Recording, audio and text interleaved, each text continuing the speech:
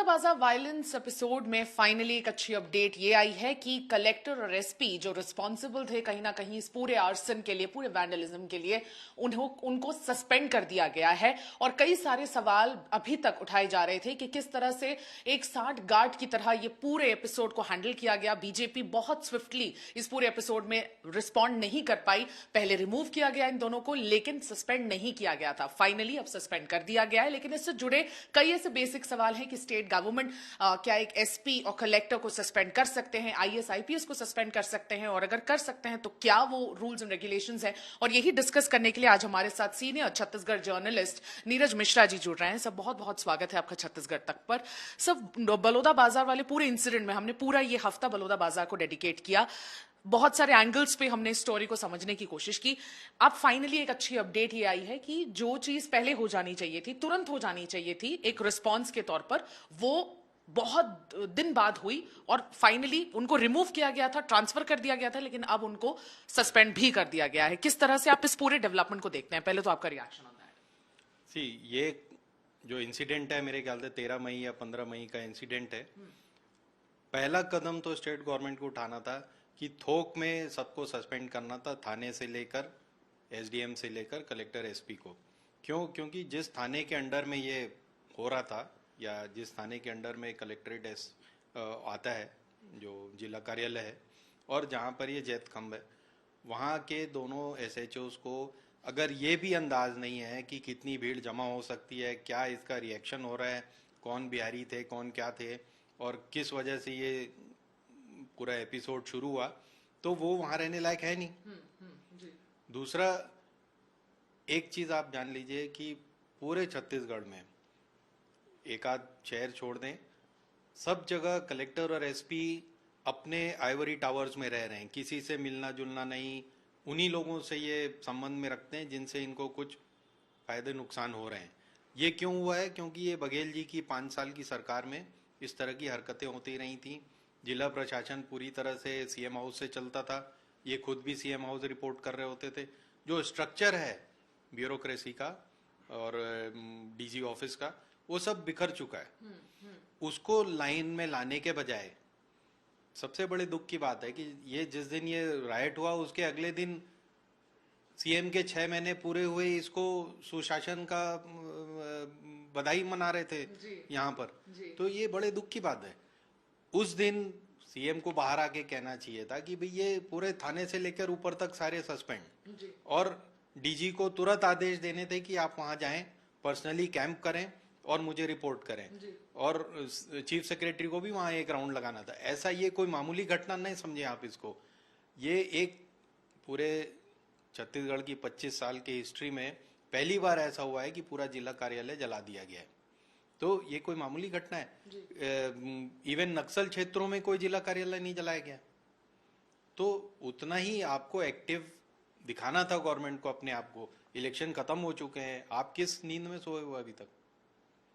Sir, बहुत ही valid question आपने उठाया कि पहली बार ऐसा हुआ, और कहीं ना कहीं जो स्विफ्ट एक रिएक्शन होना चाहिए था वो नहीं हो पाया। कई लोगों के बीच में ये भी कंफ्यूजन है, क्या स्टेट गवर्नमेंट एम्पावर्ड है, उनके पास अथॉरिटी है एक आईएएस आईपीएस ऑफिसर के लिए स्विफ्टली एक एक्शन लेके सस्पेंड कर देना, और क्या टर्मिनेशन स्टेट गवर्नमेंट कर सकते हैं? ये एक बेसिक सवाल है सर, एक एडमिनिस्ट्रेटिव क्वेश्चन है जो बहुत लोग, आई थिंक, जिनके मन में ये सवाल होगा उनके लिए आंसर। स्टेट गवर्नमेंट को पूरा अधिकार है सस्पेंड करने का। आईएएस आईपीएस ऑफिसर ये सब स्टेट काडर के होते हैं, तो ये स्टेट के चीफ सेक्रेटरी और सीएम के अंडर में ही आते हैं। वो they are in liable to report, they are liable to suspend. Termination के लिए इनको डीओपीटी में रिपोर्ट बना के भेजनी होती कि इस वजह से हम इसे टर्मिनेट करना चाहते हैं, then DOPT has to agree, क्योंकि अल्टीमेटली वो अपॉइंटमेंट डीओपीटी के हैं। बट काडर तो स्टेट का ही है, तो सीएम ये निर्णय तुरंत ले सकते हैं। बट जहां पे कोई भी डाउट नहीं है वो है एसडीएम से लेके इंस्पेक्टर लेवल तक। उनको तो आप तुरंत सस्पेंड कर सकते थे, तुरंत एक्शन लेते, आप नए लोगों को तुरंत भेजते वहां पे, अभी मामला सॉल्व हो जाता, इतना दूर जाने की जरूरत ही नहीं पड़ती। लेकिन क्योंकि ये बघेल राज का जो हैंगओवर है वही चल रहा था, वही लोग हैं जो इसको डिफेंड कर रहे थे, वही लोग अभी भी एसपी कलेक्टर डीजी वीजी बने हुए हैं। तो उन लोगों ने एक नया धारावाहिक शुरू कर दिया कि ये कांग्रेसियों की हरकत है, इसमें मुझे साजिश की बू आ रही है, ये सब। अगर साजिश की बू आ रही है तो आपको शर्म आनी चाहिए, क्योंकि आपको पता ही नहीं चला कि वहां क्या साजिश हो रही है। एक बलौदा बाजार जैसी छोटी जगह में, जहाँ एक दो इंडस्ट्री हैं और पॉपुलेशन वहाँ का इतना कम है, वहां आपको नहीं समझ में आ रहा है तो पूरे प्रदेश कैसे चलाएंगे? बिल्कुल सर, यही एक बहुत वैलिड क्वेश्चन को भी जन्म देता है कि बहुत अच्छे तरीके से इस पूरे बलौदा बाजार वाले इंसिडेंट के लिए तैयार हुआ जा सकता था और हैंडल किया जा सकता था। अगर ऑपोजिशन को भी देखेंगे सर, अभी कमेटी बना के अब वो जा रहे हैं बलौदा बाजार अपनी एक रिपोर्ट तैयार करने, ताकि दीपक बैद सारे इनपुट्स को लेके एक अपनी रिपोर्ट तैयार करें। लेकिन इस रिपोर्ट से होगा क्या? मुझे ऐसा लगता है कि ऑपोजिशन भी इस पूरे सिचुएशन को अच्छे से एक बहुत बड़े मुद्दे की तरह उठा सकता था, लेकिन दोनों ने ही, रूलिंग और ऑपोजिशन दोनों ने ही अपना काम सही से नहीं किया। आपकी क्या राय है? देखिए, ऑपोजिशन तो वैसे ही, मैंने जैसा भी बताया ना, बघेल और बैज और ये तो वैसे ही सुस्त लोग हैं। हाँ। इनके तो समझ भी, जब गवर्नमेंट में थे तब इनको समझ नहीं आ रहा था कि किस पोजीशन में क्या करना है। हाँ। और ये सिर्फ डिस्ट्रिक्ट एडमिनिस्ट्रेशन से उगाही के इनके ऊपर इल्जाम लगते थे, तो ये अब क्या कर लेंगे, पहला चीज। दूसरा, लीडर ऑपोजिशन को यहाँ पे एक्टिव होना चाहिए था, तो वो वहाँ कोरबा में इलेक्शन लड़वा रहे थे, फिर आगे आराम कर रहे थे। तो इसमें ना बघेल ना बैच, इसमें चरण दास जी को एक्टिव होना चाहिए था। तुरंत उनको लीडर ऑपोजिशन की जो शैडो होती है वो सीएम के बराबर होती है, वो उनको तुरंत जिस दिन ये खबर आई, जिस दिन दंगे शुरू हुए, उनको तुरंत वहां पहुंचना चाहिए था। वो आज तक नहीं पहुंच पाए। सर, ये एक, जैसा कि आपने कहा, अलग अलग किस्म की स्टोरीज बनाई जा रही हैं, बहुत सारी कॉन्स्पिरेसी थ्योरीज है कि ये प्री प्लान था, कहीं ना कहीं से एक प्री प्लान की बदबू आ रही थी कि भाई बहुत सारे स्टोन्स को अक्यूमुलेट किया जा रहा था स्टोन पेल्टिंग के लिए, पेट्रोल बहुत अमास किया जा रहा था, क्योंकि इतने बड़े ऑफिस को जलाने के लिए कुछ ना कुछ प्लानिंग जरूर होती ही है। आपको क्या लग रहा है सर, इसके पीछे की कौन सी थ्योरी आपको सही लग रही है कि ऐसा हुआ होगा? क्योंकि 7 से 8 हजार लोग तो पुलिस के प्रेस रिलीज में एक फिगर की तरह सामने आए, लेकिन अगर ग्राउंड पे देखा जाए तो बहुत भारी तादाद में ये सारे जो लड़के हैं सतनामी समाज से, एंटी सोशल एलिमेंट्स कह लीजिए उनमें, जिन्होंने इस पूरे सिचुएशन को अंजाम दिया। तो आपको क्या लग रहा है कि एग्जैक्टली ये कहां पर गड़बड़ी हुई है? देखिए, धर्म के नाम पर भीड़ को हिंसक करना आसान है, ये हम बहुत से प्रीवियस एक्सपीरियंसेस से समझ सकते हैं। तो 13-14 मई की घटना है, आपको सारे टैब्स रखने थे कि कौन लोग किसको अप्रोच कर रहे हैं, कौन लोग जमा कर रहे हैं और किस तरह के लोग। ये ग्राउंड रिपोर्ट आनी चाहिए आपके पास। जिले के अंदर इतना मुश्किल नहीं होता है ये। आपको पता करना पड़ता है कि भाई ये लोग इंपॉर्टेंट लोग हैं सतनामी समाज के, ये लोग उपद्रवी हैं, ये आपके पास लिस्ट होनी चाहिए।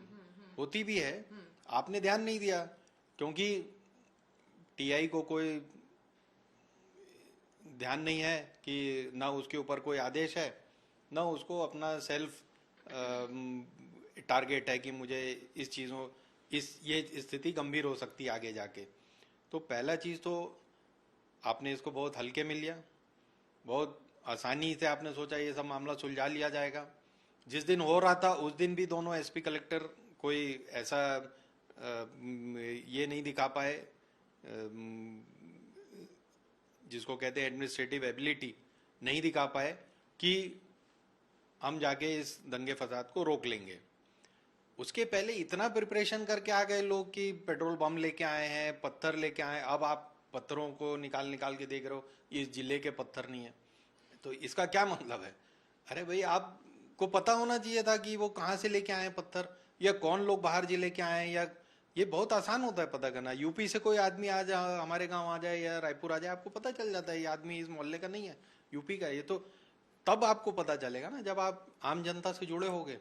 आज कोई कलेक्टर, कोई एसपी, जो भी नए जिलों में खासकर, वो जिले के बड़े लोगों से, जिले के बुद्धिमान लोगों से, जिले के सम्मानी लोगों से मिलना ही नहीं चाहता। वो सिर्फ मिलना चाहता है ठेकेदारों से। तो कहाँ से आपको पता चलेगा? ठेकेदार को अपने ठेके से मतलब है या समाज की व्यवस्था देखेगा? सर, आपको लगता है अभी अच्छे से हैंडल किया जा रहा है? सतनामी समाज के रिप्रेजेंटेटिव से मिला गया, अब सस्पेंड भी कर दिया गया एसपी कलेक्टर को। आपको लगता है कि अब फाइनली कुछ सेंस उनमें प्रिवेल हुआ और अब सही रास्ते में जा रहा है स्टेट गवर्नमेंट? क्योंकि लॉ एंड ऑर्डर काफी क्वेश्चन हो रहा है। सब बेमेतरा इंसिडेंट भी बहुत ही रिस्पॉन्सिबल तरीके से हैंडल किया गया था। उसके बाद बलौदा बाजार, मतलब अपने आप को रिडीम करने के लिए स्टेट गवर्नमेंट के पास अब एग्जाम्पल्स कम बचे हैं। ऑल्दो सिर्फ 4 महीने हुए हैं, ग्रेस पीरियड में ही है अभी भी स्टेट सरकार, लेकिन आपको लगता है कि अब थोड़ा सा देखिए, जो मैंने कहा ना कि जब बघेल जी जब सत्ता में थे तब वो बेमेतरा नहीं संभाल पाए, तो अभी जाके क्या कर लेंगे? वही हालत साय जी भी कर रहे हैं, वही गलतियां कर रहे हैं। मतलब वो उनको प्रोएक्टिवली काम करना चाहिए। तो हो सकता है उनके साथ जो ब्यूरोक्रेट्स हैं उनकी भी, जो मतलब सीएम ऑफिस में है या जो डीजी ऑफिस में, उनका भी इन एक्सपीरियंस हो सकता है। तुरंत आपको एक्शन लेना चाहिए था।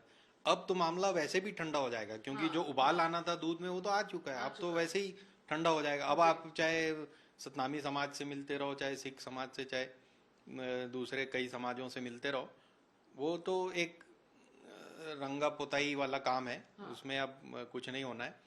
ये मामला तो अब ठंडा हो गया है। आपको ये पता करना चाहिए कि ये मामला इतना बड़ा कैसे बन गया, और ये कौन लोग हैं जो, क्योंकि ये फ्यूचर में भी ये कर सकते हैं। आज तो ये उबाल ठंडा हो जाएगा, फ्यूचर में कल बेमेतरा हुआ, आज बलौदा बाजार, परसों दुर्ग, या कहीं भी हो सकता है।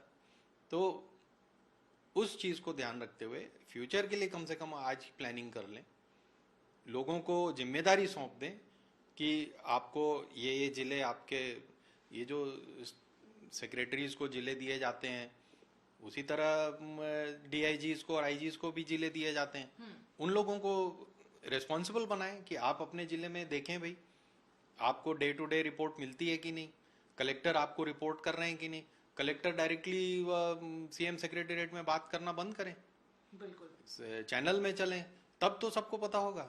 इस चैनल को सुधारना होगा इस सरकार को। अगर साई जी सक्सेसफुल होना चाहते हैं तो उसको चैनल को सुधारना बहुत जरूरी है। डायरेक्टली अपने ऑफिस से अगर आप एसडीएम और पटवारी को निर्देश दोगे तो फिर बीच वाला थोड़ी आपकी सुनेगा या आपको रिपोर्ट करेगा।